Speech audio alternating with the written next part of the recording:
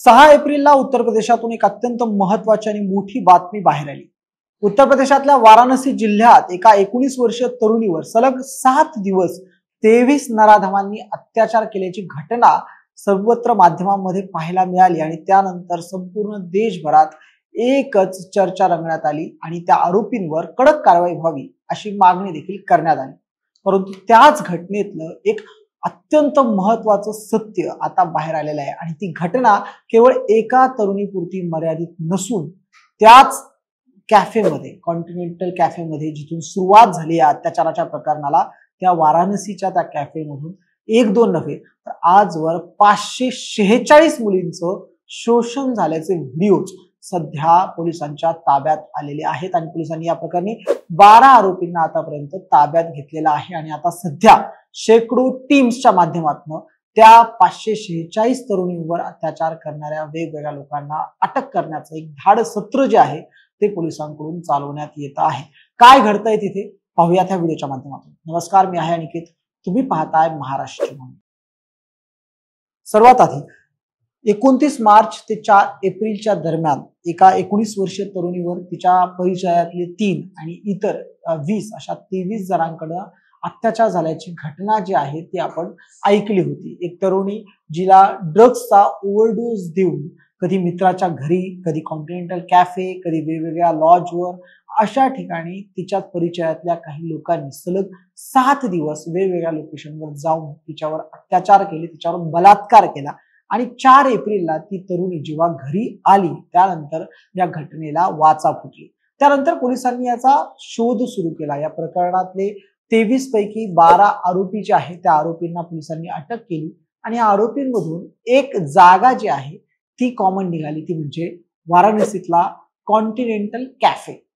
अवैध हुक्का पार्लर्सची संख्या वाराणसीमध्ये वाढते आहे आणि वाराणसीमध्ये ज्या पद्धतीनं त्या कॅफेचा गैरवापर केला जातो त्याच पद्धतीच्या यापूर्वी सुद्धा बातम्या आलेल्या होत्या आणि 12 आरोपी ज्यांना पोलिसांनी अटक केली या प्रकरणामध्ये, त्या तरुणीच्या अत्याचाराच्या प्रकरणामध्ये, त्यापैकी एक आरोपी जो होता, मुख्य आरोपी या सगळ्यातला मास्टरमाइंड, त्याचं नाव होतं अनमोल गुप्ता। अनमोल गुप्ता हा या कॉन्टिनेंटल कॅफेचा मालक आहे।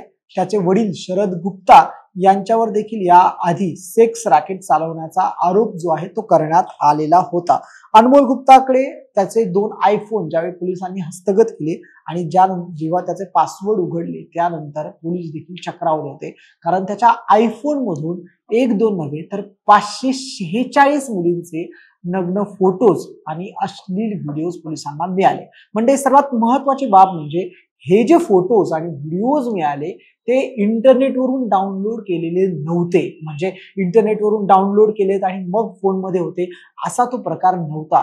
त्यातले बहुतांश फोटोज आणि व्हिडिओज त्याच अनमोल गुप्ताच्या कॉन्टिनेंटल कॅफेमध्ये शूट करण्यात आलेले होते। तिथे सीसीटीव्हीतल्या फुटेज मधले ते काही फोटोज होते, व्हिडिओज होते। म्हणजे 546च्या वरती जे व्हिडिओज मिळाले, मुलींचे व्हिडिओज मिळाले, त्यामध्ये बहुतांश व्हिडिओज हे त्या अनमोल गुप्ताच्या कॉन्टिनेंटल कॅफे मधले होते आणि हे जे व्हिडिओज आहेत ते फक्त त्याच्या मोबाईलवरूनच 6 वेगवेगळ्या राज्यातल्या कस्टमरकडे देखील पाठवण्यात आलेले होते, ज्यामध्ये तामिळनाडू, महाराष्ट्र, बिहार, पश्चिम बंगाल, दिल्ली यासारख्या राज्यांचा समावेश होतो। या 6 राज्यातल्या विविध कस्टमरकडे या मुलींचे फोटोज जे आहेत ते पाठवण्यात आले होते, व्हिडिओज त्यांच्याशी शेअर करण्यात आले होते।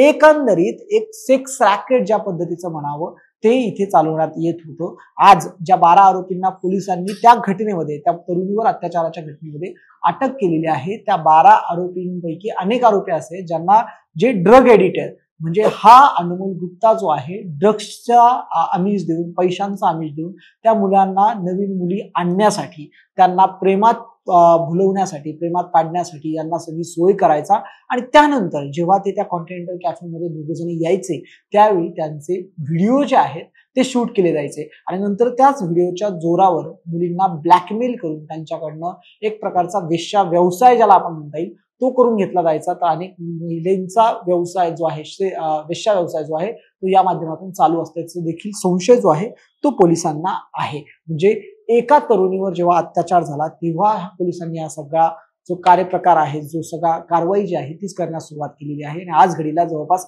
शेकडो पोलिसांच्या ज्या टीम आहेत ते या घटनेचा संपूर्ण तपास करता आहेत. यापैकी अनेक मुलं जी आहेत, त्याच्या आसपासची मुलं जी आहेत, ज्यामध्ये काही हिंदू आहेत, काही मुस्लिम आहेत, वेगवेगळ्या समाजातल्या मुलांना तो कामावर ठेवायचा.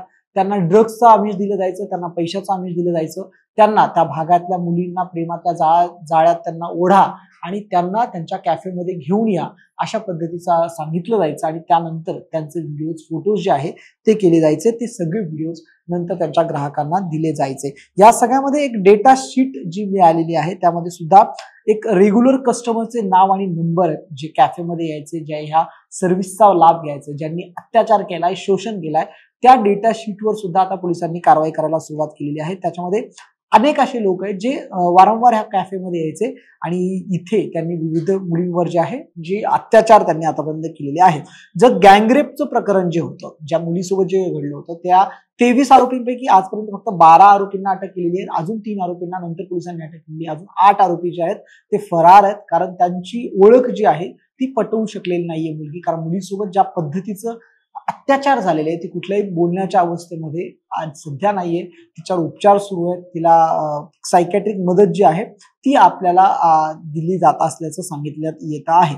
आता ह्या अरेस्टच्या मामल्यामध्ये म्हणजे जे काय होत आहे त्यामध्ये बरेचसे लोक असे आहेत जे त्या अनमोलच्या कॅफेमध्येच काम करत होते, तिथले होते. आणि शरद गुप्ता, जो अनमोल गुप्ताचा बाप आहे, जो आहे तो या आधी सुद्धा सेक्स रॅकेटमध्ये त्याला पोलिसांनी अटक केलेली होतं. सेक्स रॅकेटमध्ये त्यावेळेस काही मुलींना सुद्धा पोलिसांनी अटक केली होती, पण नंतर कुठलीही कारवाई जी आहे ती त्यांच्यावर झालेली नव्हती. सिग्रा पोलीस ठाण्याच्या अंतर्गत हे सगळं कारवाई होते ती, परंतु तिथं त्या सिग्रा पोलीस स्टेशनच्या लोकांवर सुद्धा एक संशयाची सुई होती की त्यांच्या नाकाखाली इतकं सगळ्या गोष्टी ज्या आहेत घडत असताना त्यांना ह्या गोष्टी कशा माहिती नव्हत्या. आरोपींच्या शोधासाठी 3 पोलीस ठाण्यामध्ये 72 तासात जवळपास 41 ठिकाणी जे आहेत धाड पडलेली आहे आणि 100 पेक्षा जास्त जे सीसीटीव्ही कॅमेरे आहेत ते तपासून, त्यांचे फुटेजेस तपासून आरोपींची ओळख जी आहे ती सध्या केली जात आहे, ओळख पटवली जात आहे. या प्रकरणामध्ये तुम्हाला आठवत असेल तर वाराणसी हा पंतप्रधान नरेंद्र मोदी यांचा मतदारसंघ आहे.